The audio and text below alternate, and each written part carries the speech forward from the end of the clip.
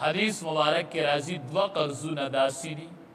چې الله تبارک وتعالی وی په دې په ختمولو کې زه د بنده سره په خپل امداد هغه دوه قرضونه ډیر زر ختمي په هغه قرضونو کې یو قرض چې سړی واده کوي او د واده د پاره قرض وکړي الله تبارک وتعالی وی د دې ختمولو کې زه د بنده سره په خپل امداد دا عظمه دا ټرای کوي چې بچی له واده کوي او کومه قرضه والی هغه قرضه به ډیر زر ختمیږي او ته به پې پوهیږي نه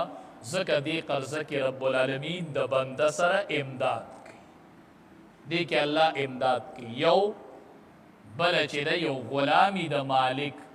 مالک ورته وایي مال دومره پیسې را زه به تا آزاد کم نو هغه غلام ګرځي هغه پیسې پیدا کوي نو الله وی یو په دغې کې زه امداد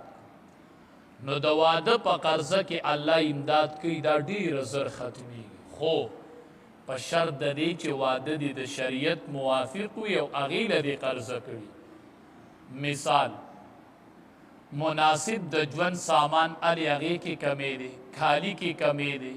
یا سنت روټۍ ورکوي هغې کې کمی دی دغې قرضه کې الله امداد نه کوي چې 4 او 5 ورځې ډوډۍ ورکوي او 4 5 ورځې پکې مجلسې کوي هغې له پیسې قرضوي او 10 او 20 تولې کالې کوي هغې له پیسې قرضوي وایي چې دې کې الله امداد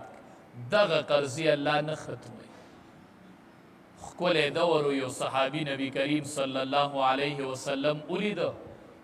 هغه په مخ باندې د پرې وجودي نبی علیه السلام د واده اثرات ولیدل نبی علیه السلام ورته وی واده دې کړی دی یا او کړی مې دی نبی کریم صلی الله علیه وسلم ورته وی اولم